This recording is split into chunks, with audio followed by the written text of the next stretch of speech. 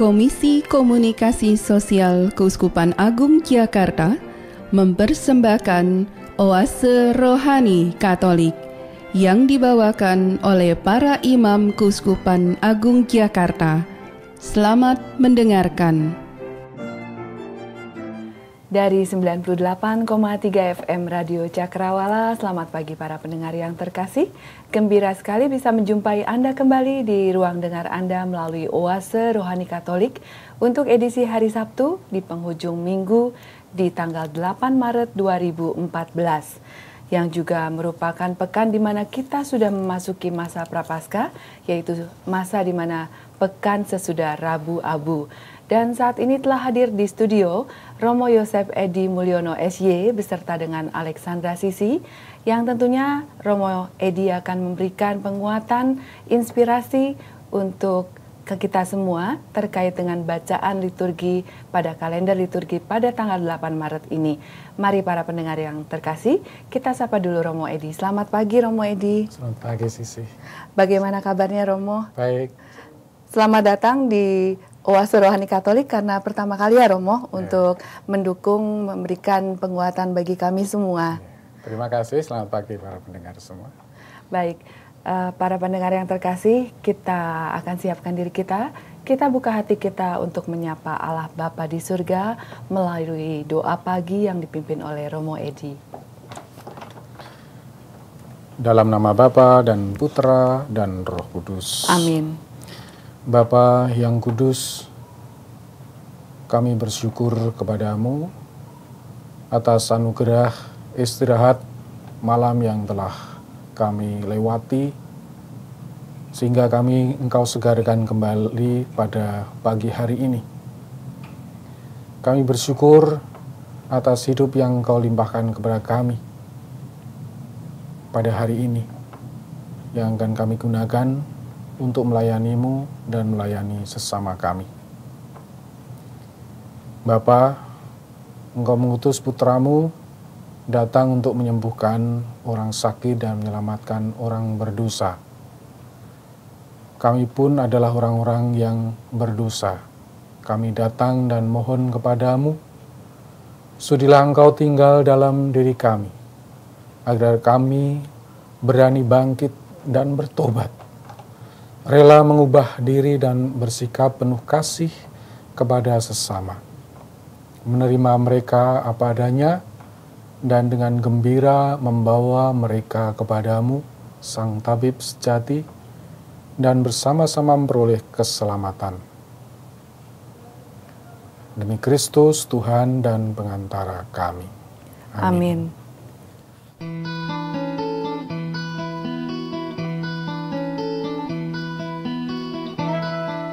Perbincangan Rohani Injil hari ini.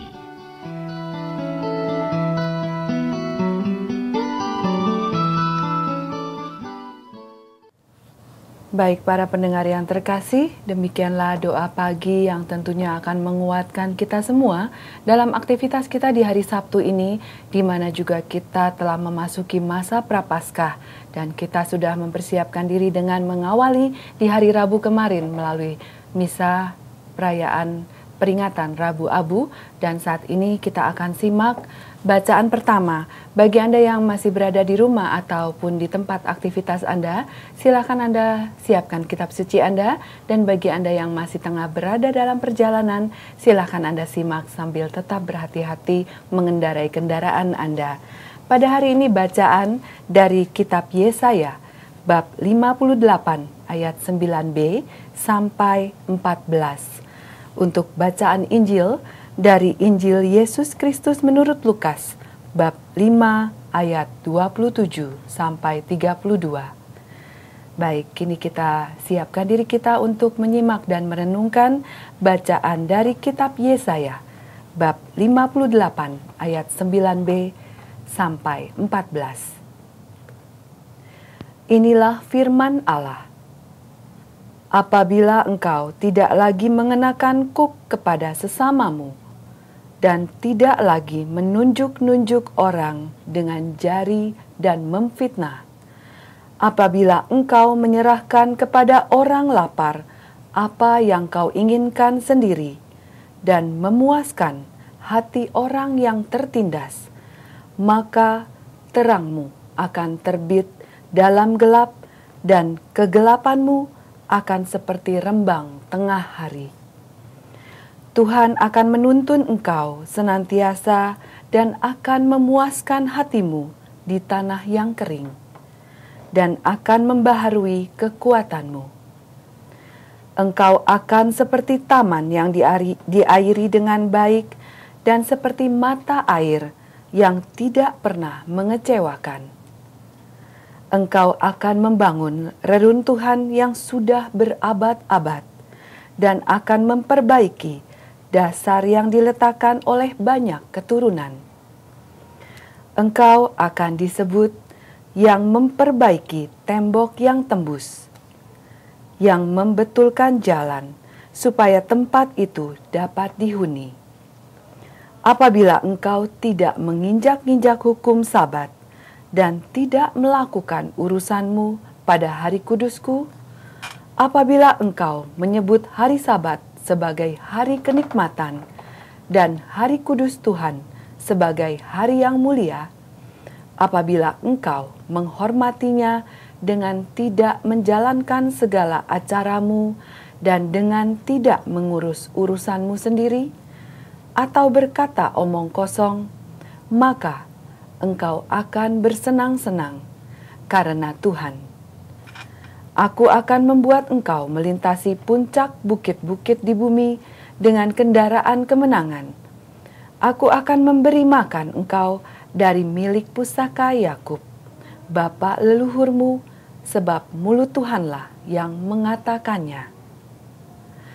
Demikianlah sabda Tuhan. Syukur kepada Allah. Baiklah para pendengar yang terkasih, mari kita tanggapi bacaan dari kitab Yesaya melalui Mazmur tanggapan. Tunjukkanlah kepadaku jalan-Mu ya Tuhan, supaya aku hidup menurut kebenaran-Mu. Tunjukkanlah kepadaku jalan-Mu ya Tuhan, supaya aku hidup menurut kebenaran-Mu. Sendengkanlah telinga-Mu ya Tuhan, jawablah aku, sebab sengsara dan miskinlah aku. Peliharalah nyawaku, sebab aku orang yang Kau kasihi. Selamatkanlah hamba-Mu yang percaya kepadamu. Tunjukkanlah kepadaku jalan-Mu ya Tuhan, supaya aku hidup menurut kebenaran-Mu. Engkau adalah Allahku, kasihanilah aku ya Tuhan, sebab kepadamulah aku berseru sepanjang hari. Buatlah jiwa hamba-Mu bersuka cita, sebab kepadamulah ya Tuhan ku angkat jiwaku. Tunjukkanlah kepadaku jalan-Mu ya Tuhan, supaya aku hidup menurut kebenaran-Mu. Sebab ya Tuhan, Engkau sungguh baik dan suka mengampuni. Kasih setiamu berlimpah bagi semua orang yang berseru kepadamu. Pasanglah telinga kepada doaku ya Tuhan, dan perhatikanlah suara permohonanku. Tunjukkanlah kepadaku jalan-Mu ya Tuhan, supaya aku hidup menurut kebenaran-Mu. Demikianlah para pendengar yang terkasih, Mazmur tanggapan, dan saat ini mari kita siapkan diri kita buka hati kita untuk bacaan Injil Yesus Kristus menurut Lukas bab 5 ayat 27 sampai 32. Terpujilah Kristus Tuhan, Raja mulia dan kekal.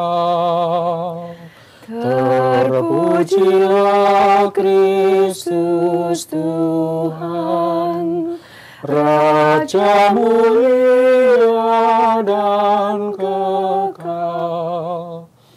Aku tidak berkenan akan kematian orang fasik, melainkan akan pertobatannya supaya ia hidup.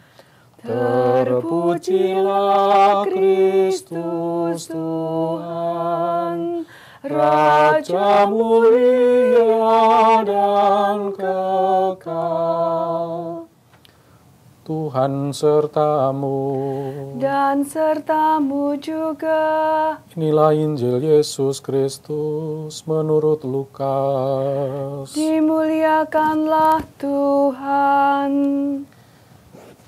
Sekali peristiwa, Yesus melihat seorang pemungut cukai yang bernama Lewi sedang duduk di rumah cukai. Yesus berkata kepadanya, "Ikutlah aku." Maka berdirilah Lewi dan meninggalkan segala sesuatu, lalu mengikut dia. Lalu Lewi mengadakan suatu perjamuan besar untuk Yesus di rumahnya. Sejumlah besar pemungut cukai dan orang-orang lain ikut makan bersama-sama dengan dia.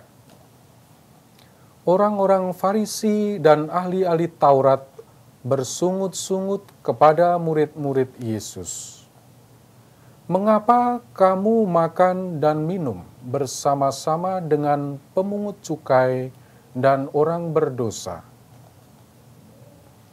Lalu jawab Yesus kepada mereka, "Bukan orang sehat yang memerlukan tabib, tetapi orang sakit.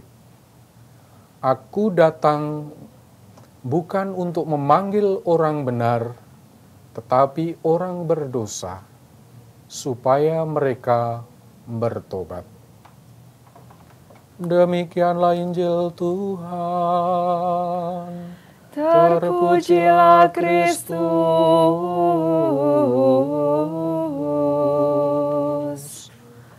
Demikianlah para pendengar yang kami kasihi, bacaan Injil dari Injil Yesus Kristus menurut Lukas, bab 5 ayat 27 sampai 32. Dan saat ini kita akan masuki lebih jauh lagi mengenai inspirasi apa yang hendak kita peroleh pada hari ini. Romo Edi, apa yang hendak disampaikan dari inspirasi bacaan dari kitab Yesaya, bacaan pertama, Romo? Apa yang kita dengarkan dari kitab Yesaya tadi sebenarnya tidak terlepas dari ayat-ayat sebelumnya dalam bab 58 yang intinya mengungkapkan kesalehan yang palsu dan kesalehan yang sejati. Tentu saja kita diundang untuk ikut serta di dalam kesalehan yang sejati atau hidup keagamaan yang benar, yang sejati, yang dikontraskan dengan tadi yang palsu di dalam kitab Yesaya yang kita dengarkan tadi. Ya. Yang sekarang ini orang bilang jangan muna gitu ya, Romo, munafik. Ya, betul, seperti betul. itu. Ya. Ya, Sisi. Ya, jadi apa, Romo, yang kira-kira terkait dengan bacaan sebelumnya itu kesalehan yang sejati yang diinginkan, Romo? Ya, kesalehan yang sejati adalah hidup keagamaan yang bukan hanya mengandalkan upacara sebagai upacara, seolah-olah kalau kita sudah menjalankan ritual-ritual tertentu dengan devosi-devosi kita itu sudah cukup. Ya. Itu tidak cukup. Selalu di dalam kehidupan agama yang sejati disampaikan melalui Injil Yesaya, dalam kitab Yesaya tadi, bahwa yang benar adalah kita memperlakukan sesama kita dengan sebaik-baiknya. Jangan sampai kita memiliki sikap sebagai orang yang memfitnah, suka memfitnah. Kalau kita ketemu teman kerja, rekan-rekan kita yang seringkali suka gosip ya. Gosip itu seringkali juga menjatuhkan orang dalam kefitnahan karena orang jatuh menjadi buruk di mata orang lain. Juga menindas orang lain. Jangan sampai kita mengabaikan orang-orang yang sungguh-sungguh membutuhkan bantuan kita. Nah, kalau kita rajin dengan ritual, ibadah, tetapi mengabaikan hal-hal yang konkret di sekitar kita, kebutuhan-kebutuhan sesama kita, entah itu pakaian, makanan, tempat berteduh, kemudian ya kebutuhan-kebutuhan dasar, kesehatan, dan sebagainya. Lalu kita bisa disebut sebagai orang-orang yang hidup dalam kesalehan palsu tadi. Iya, jadi harus seimbang antara kita rajin ke gereja, mengikuti upacara Ekaristi gitu ya Romo, Betul. lalu juga mengimbanginya dengan memperlakukan sesama tadi dengan kasih ya Romo. Betul. Ya, lalu apalagi Romo yang hendak disampaikan, karena ini firman Allah ini begini panjang di dalam kitab Yesaya ya Romo.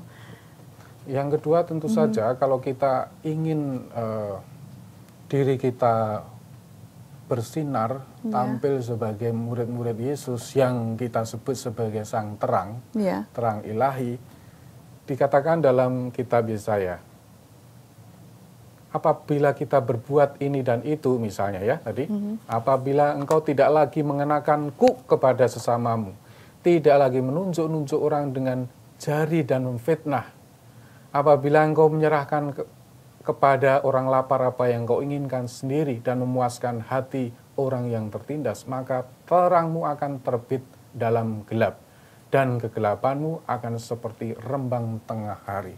Kalau kita ingin bersinar atau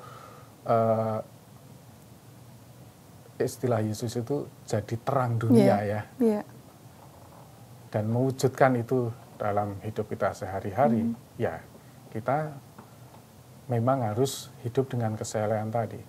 Tanpa itu, lalu kita akan menjadi terang yang redup, yang tidak menjadi terang dunia lagi ya. Seperti juga garam yang tidak asin lagi.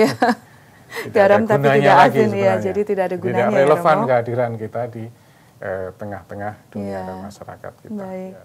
Kita diundang untuk menghormati hari Sabat kalau dalam kitab Yesaya.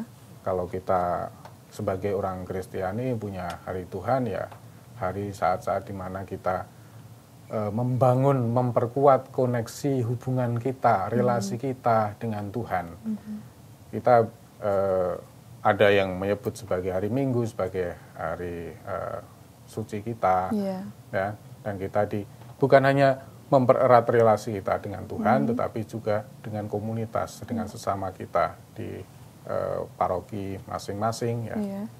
Tetapi lebih daripada itu sebenarnya yang dimaksud kalau kita menghormati hari Sabat atau hari yang suci itu, maksudnya sejauh saya ingat kalau kita mempelajari sungguh kitab suci, itu maksudnya adalah untuk memberikan kebebasan pada orang-orang yang membantu kita.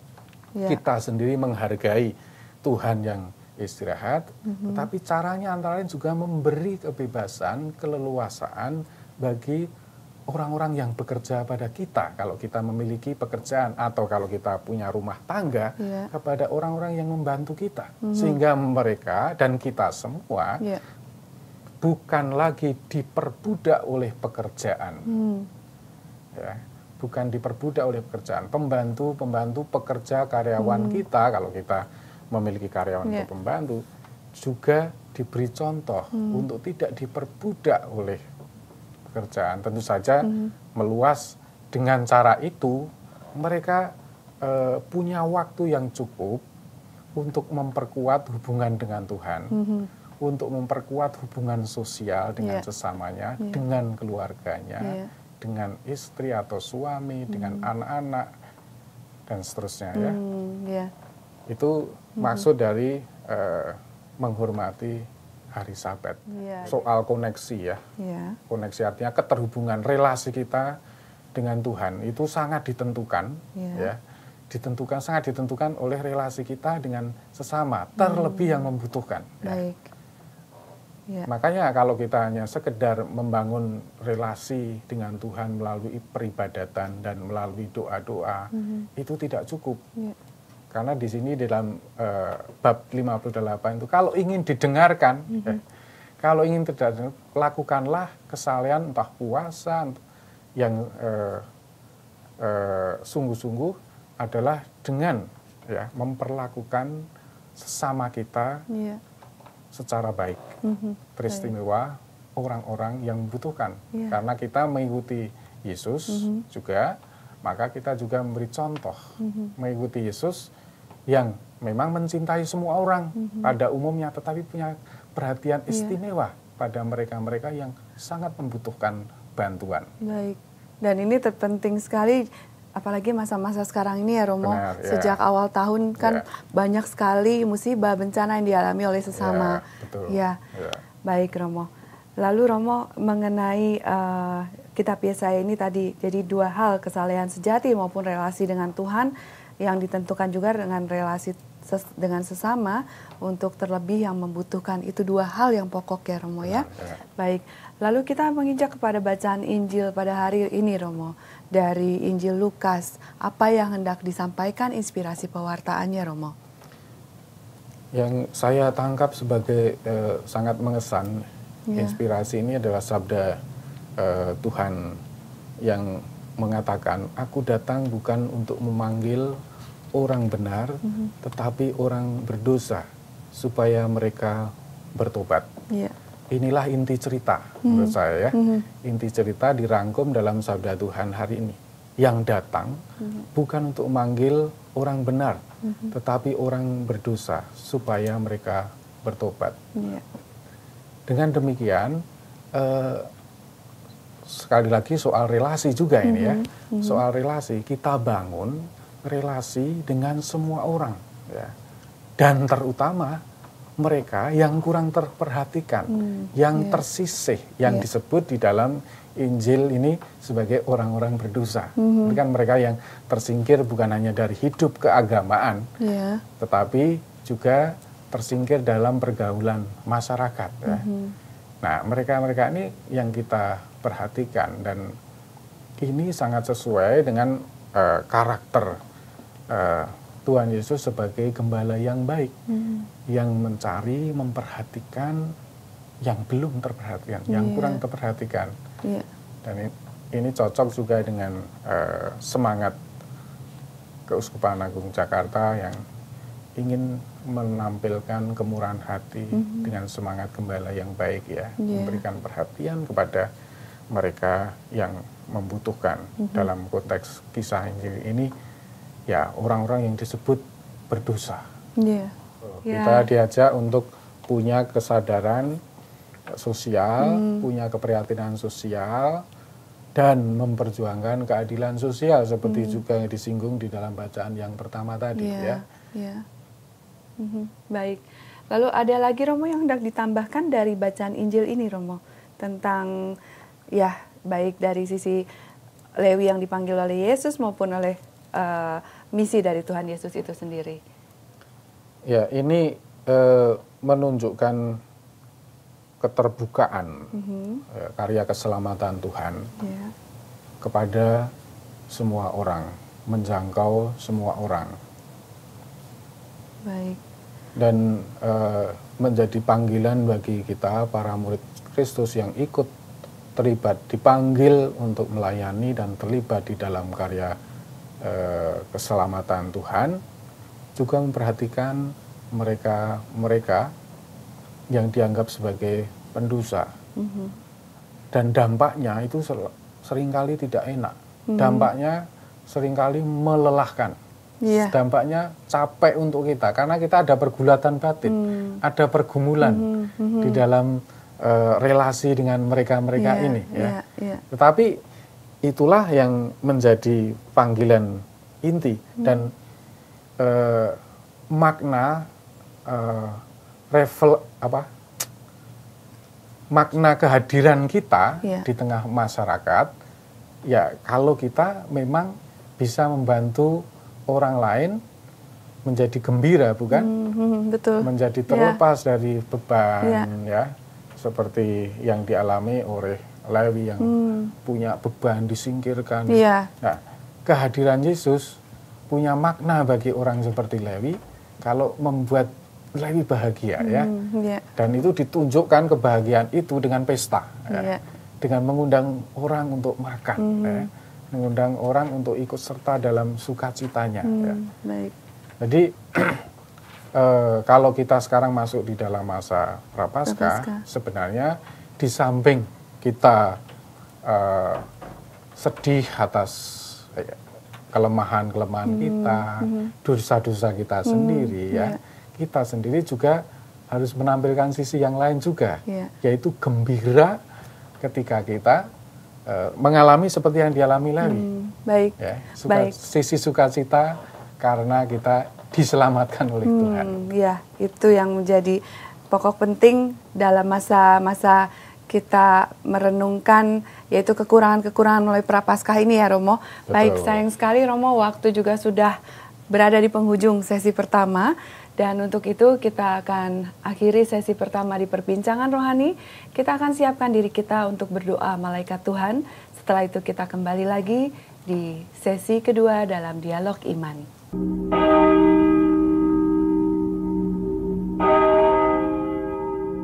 Marilah berdoa. Dalam nama Bapa dan Putra dan Roh Kudus. Amin. Maria diberi kabar oleh malaikat Tuhan bahwa ia akan mengandung dari Roh Kudus. Salam Maria, penuh rahmat, Tuhan sertamu. Terpujilah engkau di antara wanita, dan terpujilah buah tubuhmu, Yesus. Santa Maria, Bunda Allah, doakanlah kami yang berdosa ini, sekarang dan waktu kami mati. Amin. Aku ini hamba Tuhan. Terjadilah padaku menurut perkataanmu. Salam Maria, penuh rahmat, Tuhan sertamu. Terpujilah engkau di antara wanita, dan terpujilah buah tubuhmu, Yesus. Santa Maria, Bunda Allah, doakanlah kami yang berdosa ini, sekarang dan waktu kami mati. Amin. Sabda sudah menjadi daging dan tinggal di antara kita. Salam Maria, penuh rahmat, Tuhan sertamu. Terpujilah engkau di antara wanita, dan terpujilah buah tubuhmu, Yesus. Santa Maria, Bunda Allah, doakanlah kami yang berdosa ini, sekarang dan waktu kami mati. Amin. Doakanlah kami, ya Santa Bunda Allah, supaya kami dapat menikmati janji Kristus. Marilah berdoa. Ya Allah, karena kabar malaikat, kami mengetahui bahwa Yesus Kristus Putramu menjadi manusia. Curahkanlah rahmat-Mu ke dalam hati kami, supaya karena sengsara dan salibnya, kami dibawa kepada kebangkitan yang mulia, sebab Dialah Tuhan pengantara kami. Amin. Dalam nama Bapa dan Putra dan Roh Kudus. Amin. Pendengar yang terkasih, hari ini 8 Maret, Gereja Katolik memperingati Santo Yohanes de Deo, pengaku iman. Yohanes lahir di Portugal pada tanggal 8 Maret 1495. Orang tuanya miskin, namun orang Kristiani tulen. Sewaktu muda, Yohanes bergabung menjadi prajurit. Ia bertempur dalam perang di Perancis, Spanyol, dan Hungaria. Selama tahun-tahun tersebut, ia gagal mempraktekkan imannya. Setelah tidak menjadi prajurit, Yohanes menjadi penggembala di dekat Sevilla, Spanyol. Pada usia 40 tahun, Yohanes mulai menyesali jalan hidupnya.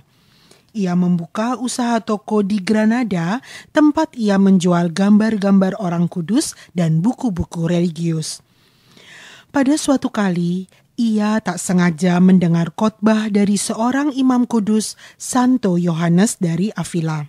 Khotbah itu membuat Yohanes berpikir tentang jalan hidup yang dilaluinya.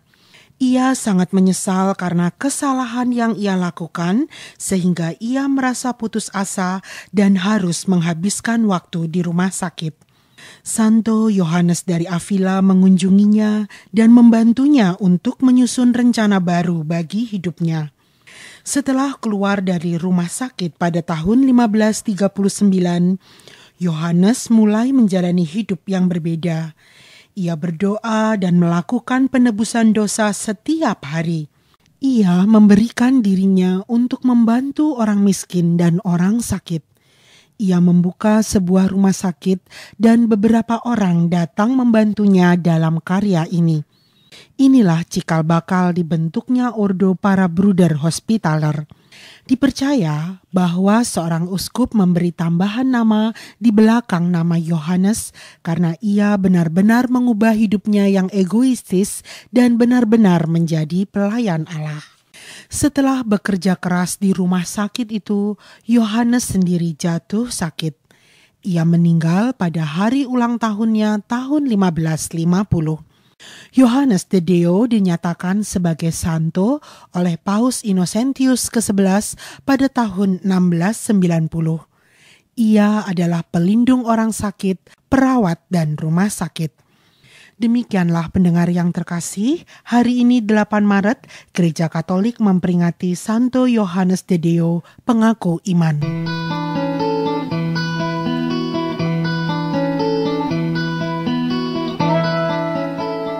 Dialog Iman Katolik.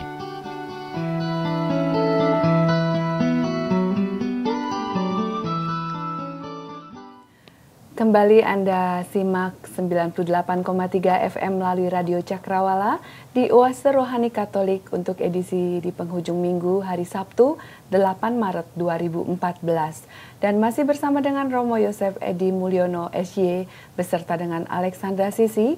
Dan tadi telah kita simak sesi pertama di perbincangan rohani mengenai pembahasan dari inspirasi pewartaan dari kedua bacaan yang telah kita bahas dan juga direnungkan melalui kitab Yesaya maupun Injil Lukas.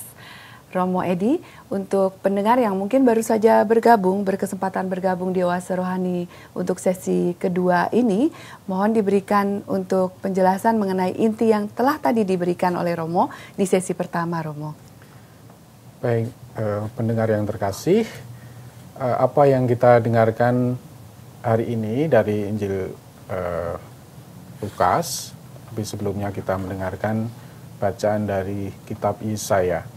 Dan dalam kitab Yesaya kita diundang untuk lebih memahami pentingnya hidup di dalam keagamaan yang sejati, yang bukan hanya memperhatikan relasi dengan Tuhan melalui berbagai macam cara peribadatan kita, liturgi kita, ritual kita, karena semua itu tanpa makna kalau tidak dilengkapi dengan membangun relasi yang baik dengan sesama kita, teristimewa mereka yang membutuhkan, mereka yang tersingkir, mereka yang tertindas.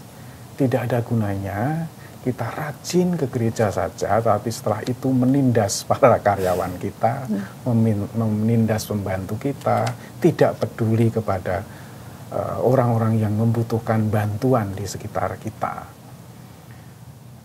Hanya dengan cara kita membangun relasi yang baik dengan Tuhan dan sesama, terang kita sungguh akan bersinar di tengah masyarakat. Kehadiran kita menjadi sungguh relevan, punya makna sekaligus punya relevansi.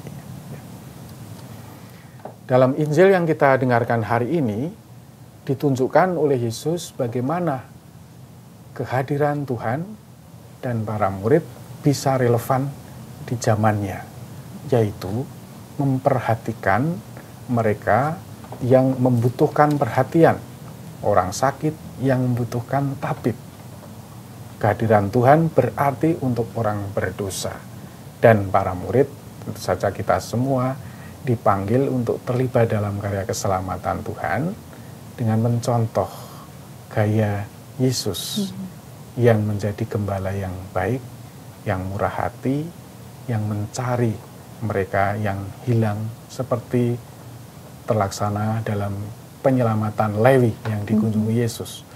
Dan kehadiran Tuhan yang menyelamatkan ini memberikan sukacita kepada Lewi, mengajak orang-orang sahabat-sahabatnya untuk makan bersama, menunjukkan sukacitanya.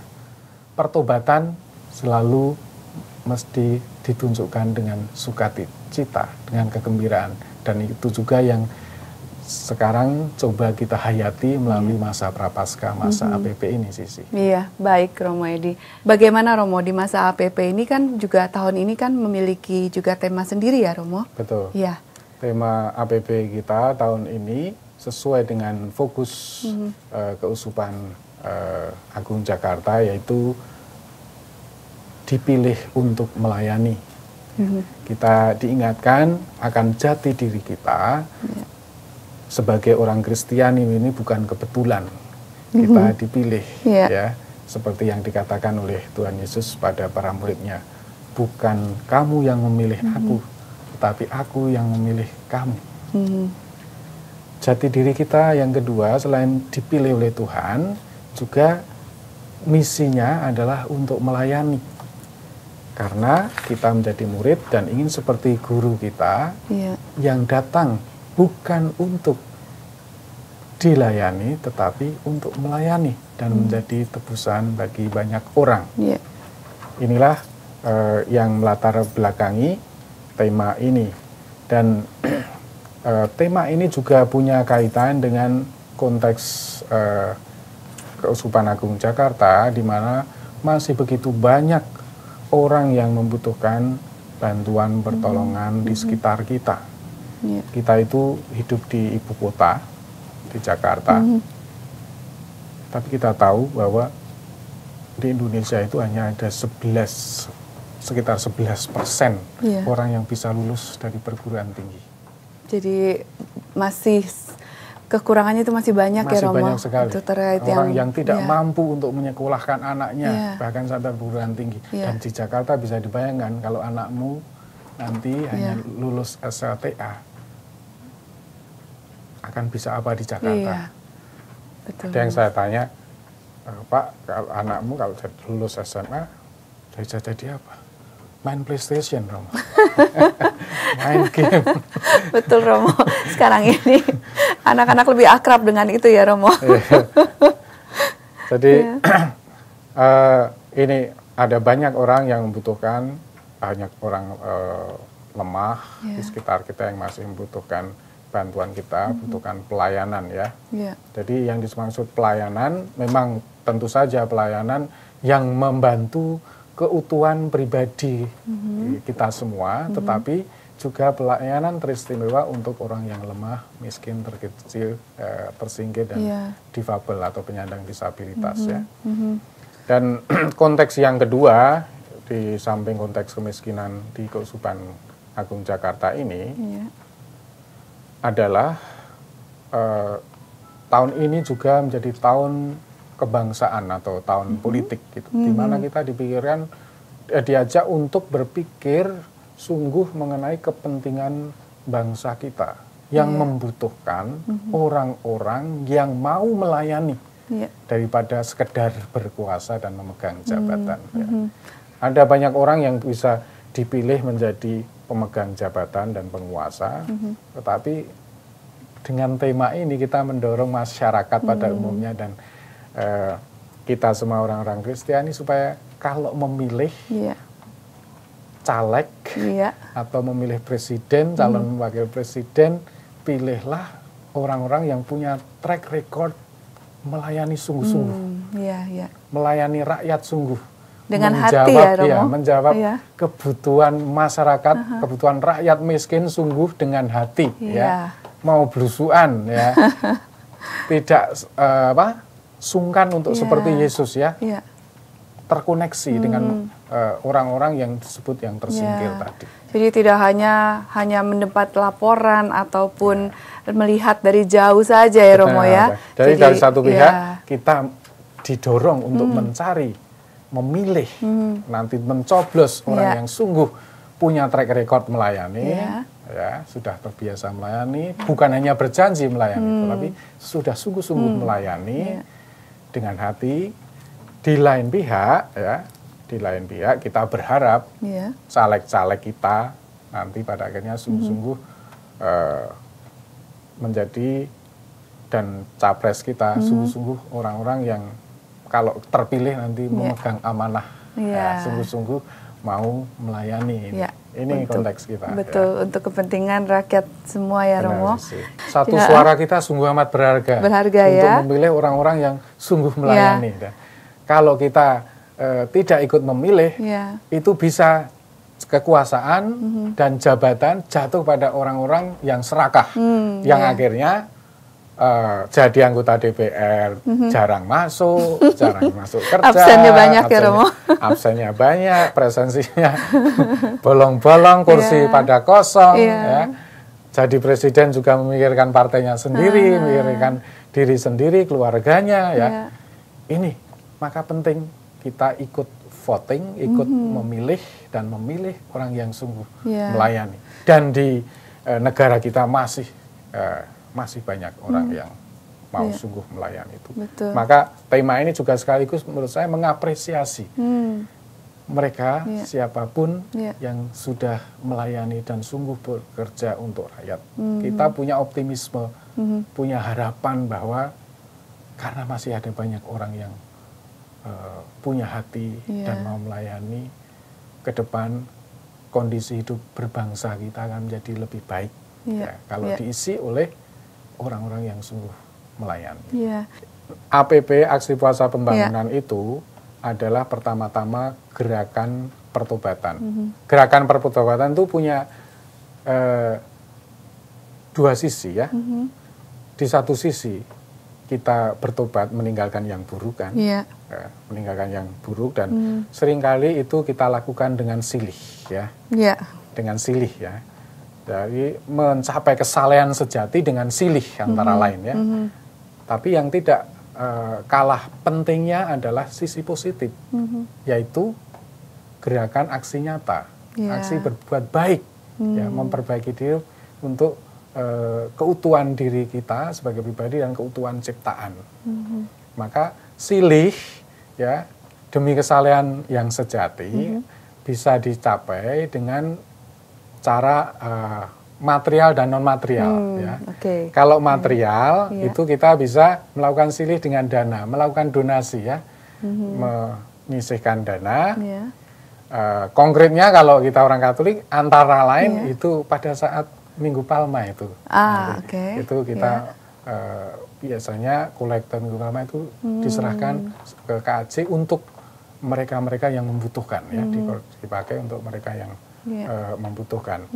Kemudian bisa juga silih itu yang material bisa berupa barang, karena di beberapa lingkungan melakukan silih bersama-sama ya dengan bedah rumah. Ada yang menyumbang semen, ada yang menyumbang pasir, ada yang menyumbang cat, itu kan bagian dari silih. Yang non material silihnya itu bisa berupa yang tadi kita sebut sebagai peribadatan ya, segisi ekaristi, jalan salib, tuguran, renungan, ya harian, devosi dan sebagainya. Tapi itu hanya salah satu sisi saja dari gerakan pertobatan. Gerakan pertobatan yang kedua yang tadi saya sebut sebagai aksi nyata itu bisa berupa dana, ya, juga bisa berupa dana, yang itu bisa kalau dalam keluarga kita punya kotak APP atau amplop APP. Sudah mulai dibagikan kan? Nah, itu adalah langkah positif, aksi nyata yang konkret ya, salah satu aksi nyata yang konkret, dan nanti itu juga dikumpulkan di keuskupan untuk membantu mereka yang membutuhkan melalui paroki-paroki yang membutuhkan, melalui lembaga sosial yang bisa dipercaya, sekolah, melalui juga KWI ya, yang punya organisasi penanggulangan bencana alam, ada Caritas, mereka, sehingga kalau suatu saat ada bencana, baik lokal maupun internasional, kita pada Dewan itu sudah bisa langsung transfer, jadi membantu, sudah ada misalnya Gunung Kelut meletus, wah, hari pertama, hari kedua, Caritas di Indonesia, Caritas Indonesia itu bisa membantu Keuskupan Surabaya, Keuskupan Malang, yang de facto lebih mengenal lapangan dan melakukan tanggap bencana, tanggap darurat bencana di sana. Itu yang sangat bermanfaat. Begitu pula ada bencana di Tacloban di Filipina atau pengungsian di Suriah. Kita juga bisa segera membantu. Mungkin tidak terlalu besar, tetapi ikut serta andil pada hari-hari pertama bahkan ya. Betul. Tahun ini saja ada bencana banjir di Pontianak, di Manado, Gunung Sinabung meletus, Gunung Kelut meletus, sebelumnya gunung di Merapi dan sebagainya ya. Jadi dibutuhkan dana yang siap sedia gitu ya. Dan ini sangat membantu. Jadi sumber dana APP yang diserahkan umat ada 2 yang selama ini ke keuskupan, yang itu sangat ucapkan terima kasih sebagai mewakili Komisi PSE yang mengelola dana ini. Karena kemurahan hati umat di Keuskupan Agung Jakarta ya, kita bisa membantu begitu banyak orang melalui dana yang dipungutan khusus dari kolektor Minggu Palma dan dari kotak APP di keluarga-keluarga. Itu saja 2 semua. Jadi kolektor-kolektor yang lain itu dikelola paroki.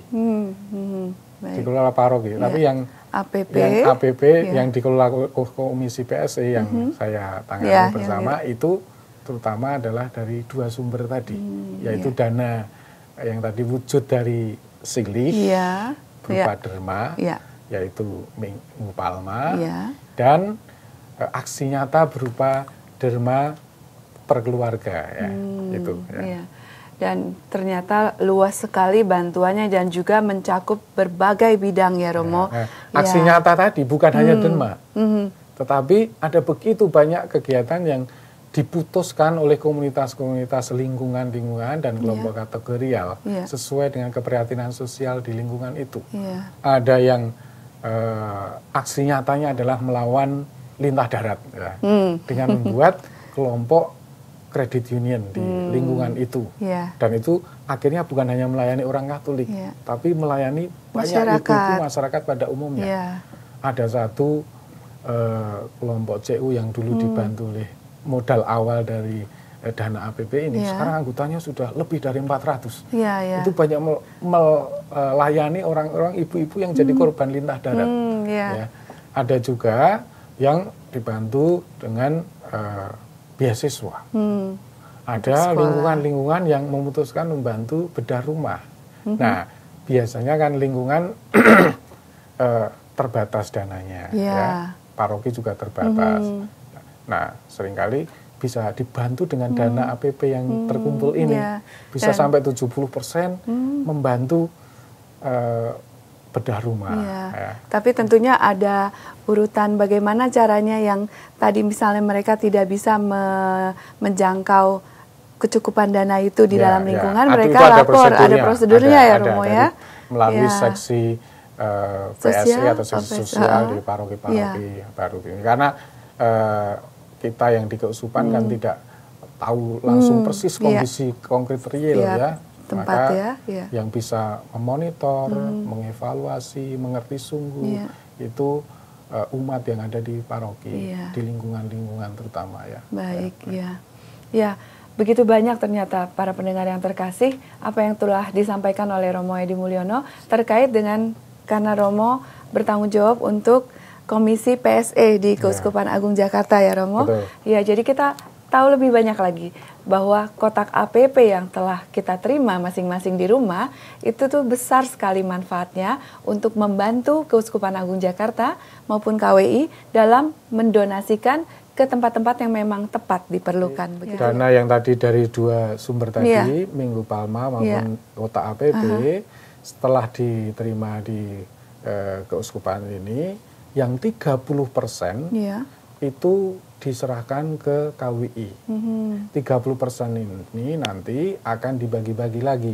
Yang 15% akan dikelola Komisi PSE KWI untuk membantu pemberdayaan umat di keuskupan lain. Ya. Di luar dari Jakarta. Terutama di luar Jakarta. Selama saya di sini saya tidak pernah mengizinkan paroki-paroki mengambil dari sana karena di sini masih cukup ya. Jadi kita sungguh-sungguh membantu keuskupan-keuskupan lain untuk pemberdayaan. Kadang-kadang perbaikan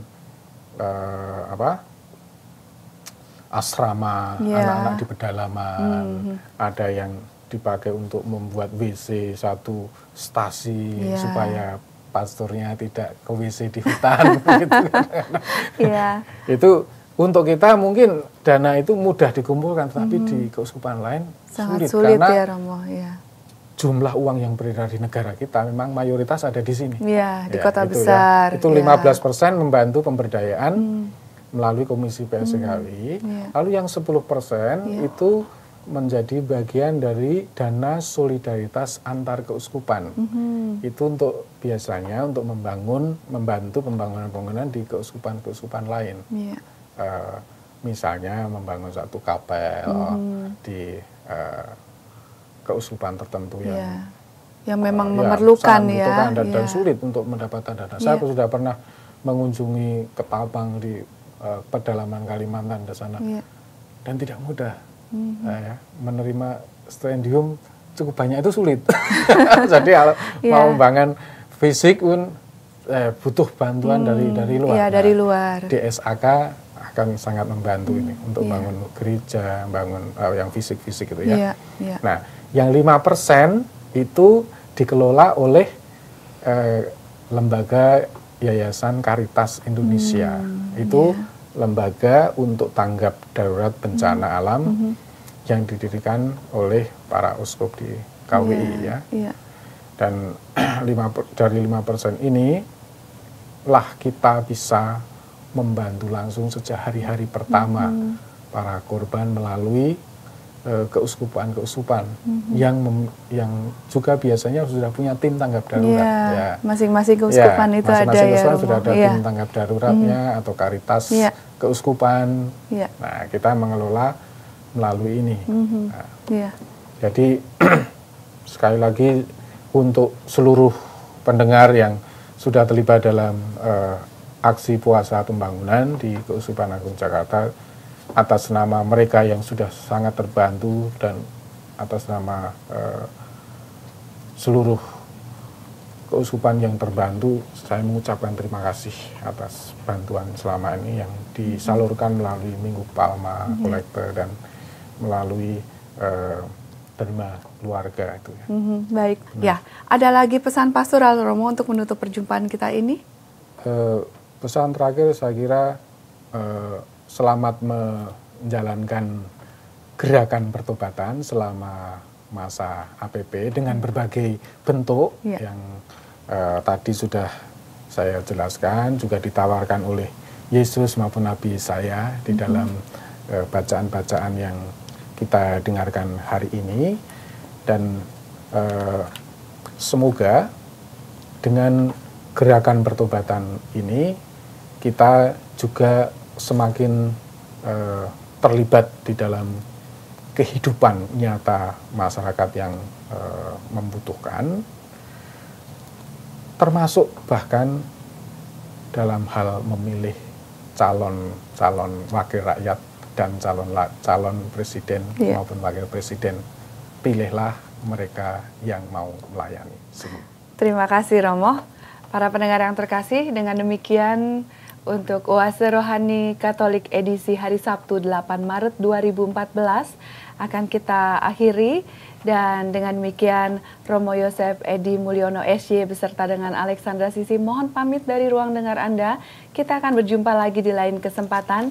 Dan saat ini kita persiapkan diri kita. Kita buka hati kita untuk berdoa bersama tahun pelayanan.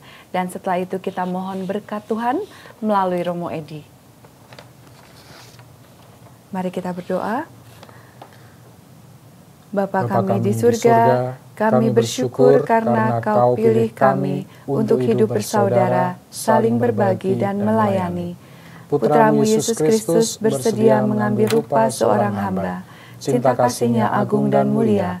Ia rela wafat di kayu salib untuk melayani keselamatan umat manusia. Bimbinglah kami dengan Roh Kudus-Mu agar kami bertekun mewujudkan ajarannya, supaya kami lebih suka melayani, bukan dilayani, supaya kami berbela rasa bagi yang menderita, supaya kami melayani dengan tulus dan gembira. Tuntunlah kami agar mampu berbagi harta dan talenta, waktu dan tenaga, untuk mewujudkan pelayanan penuh kasih bagi sesama yang lemah, kecil, miskin, dan tersisih. Bunda Maria, Bunda kami, doakanlah kami agar makin mampu melayani, diresapi semangat pelayanan Putra-Mu sendiri, demi Kristus Tuhan dan pengantara kami. Amin. Dan semoga hidup kita hari ini, pelayanan kita, pekerjaan kita yang baik, selalu dilindungi, dibimbing, diberkati oleh Allah yang Maha Kuasa, Bapa, Putra, dan Roh Kudus. Amin. Selamat beraktivitas di akhir pekan ini dengan penuh kasih. Mari kita rawat dan cintai bumi kita. Demikianlah Oase Rohani Katolik yang dipersembahkan oleh Komisi Komunikasi Sosial Keuskupan Agung Jakarta yang dibawakan oleh para imam Keuskupan Agung Jakarta. Tuhan memberkati.